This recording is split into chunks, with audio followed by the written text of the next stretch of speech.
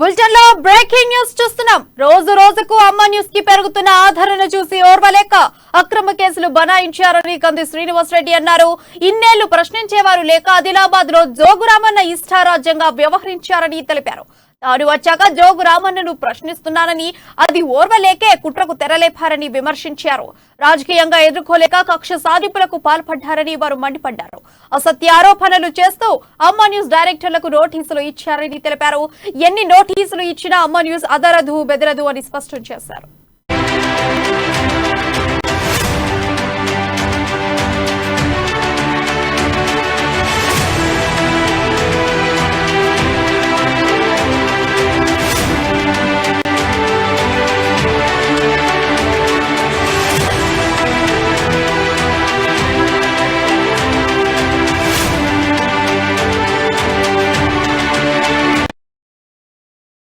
Right, breaking news చూస్తున్నాం. రోజు రోజుకు అమ్మ న్యూస్ కి పెరుగుతున్న ఆదరణ చూసి ఓర్వలేక అక్రమ కేసులు బనాయించారని కంది శ్రీనివాస్ రెడ్డి అన్నారు. ఇన్నేళ్లు ప్రశ్నించేవారు లేకే ఆదిలాబాద్ లో జోగురామన్న ఇష్టారాజ్యంగా వ్యవహరించారని తెలిపారు. తాను వచ్చాక జోగు రామన్నను ప్రశ్నిస్తున్నానని, అది ఓర్వలేకే కుట్రకు తెరలేపారని విమర్శించారు. రాజకీయంగా ఎదుర్కోలేక కక్ష సాధింపులకు పాల్పడ్డారని వారు మండిపడ్డారు.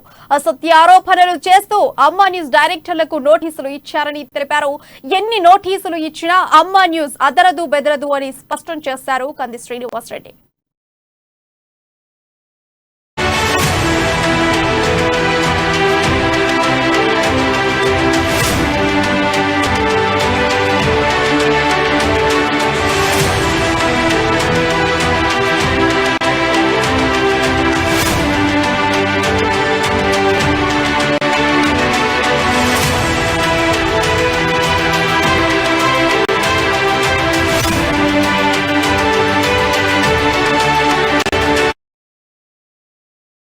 అవమానించినట్టు ఈ రోజు నేనేం ప్రశ్నించిన, ఆదిలాబాద్ కు కంది శ్రీనివాస్ రెడ్డి రావడానికంటే ముందు అసలు జోగు రామన్నని ఆదిలాబాద్ లో ప్రశ్నించేవాడు ఉండేనా? ఎవరైనా ప్రశ్నించే వాళ్ళు ఉండేనా?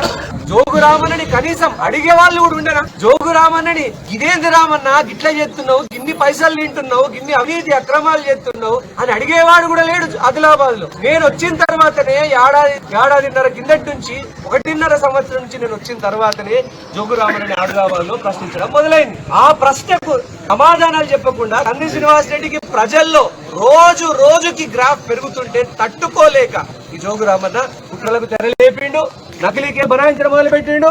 ఈ మధ్యనే టీఆర్ఎస్ వాళ్ళు బీఆర్ఎస్ వాళ్ళు చెప్తున్నారు, ముఖ్యమంత్రి కేసీఆర్ గారు స్వయంగా జోగు రామన్నకి ఫోన్ చేసి, స్వయంగా నా మాటల్ని ఆన్ ది రికార్డ్ చెప్తున్నాడు, స్వయంగా జోగు రామన్న గారికి ఫోన్ చేసి అమెరికా నుంచి వచ్చినటువంటి పిల్లడు పొట్టు తిరుగుతున్నాడు ఆదిలాబాద్ లా, కష్టంకు సుఖంకు పైసలు వారు ఇస్తున్నాడు, ప్రజల్ని ఆదుకుంటున్నాడు, అన్నదానం కూడా చేస్తున్నాడట.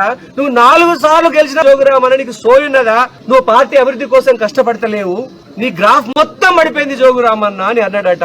టీఆర్ఎస్ వాళ్ళే వచ్చి మాకు చెప్తున్నారు. దాన్ని ఆయన ఇక నిరాశకు లోనై నిస్పృహకు లోనై జోగు రామన్న కంది శ్రీనివాస్ రెడ్డిని రాజకీయంగా ఎట్లా ఖతం చేయాలి. కానీ కంది శ్రీనివాస్ రెడ్డికి ఏమి అవినీతి లేదు, అక్రమ మకిలి లేదు, అవినీతి మకిలి లేదు అని ఈ రోజు మా తల్లిదండ్రుల్ని, మా మేనబావని వాళ్ళందరికీ నోటీసులు ఇచ్చి ఈ రోజు పోలీస్ స్టేషన్ గడపెక్కేయడం అంటే గనక జోగు రామన్న రైతులందరినీ వంచిండు, జోగు రామన్న రైతులందరినీ అవమానించినట్టే. మీరు చూడండి మీడియా మిత్రుల, మా తండ్రికి అసలు రాజకీయాలతో సంబంధం ఉంది? ఆయన ఏదైనా పార్టీలో తిరగంగా మీరు చూసిండ్రా?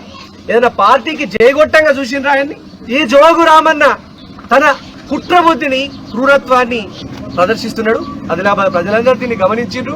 అవినీతి రామన్న, అవినీతి రామన్న అన్ని మీడియాలను కాపాడాలి, కాపాడాలి,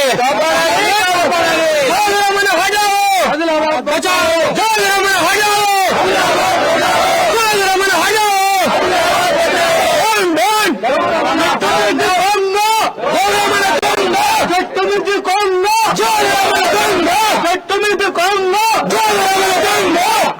ఇదేమి పాలన, ఇదేమి పాలన,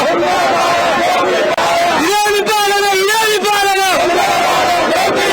ఇదేమి పాలన, ఇదేమి పాలన. అవినీతి రామన్న, అవినీతి రామన్న అన్ని మీడియాలను కాపాడాలి, కాపాడాలి, ఆదిలాబాద్ బచావో,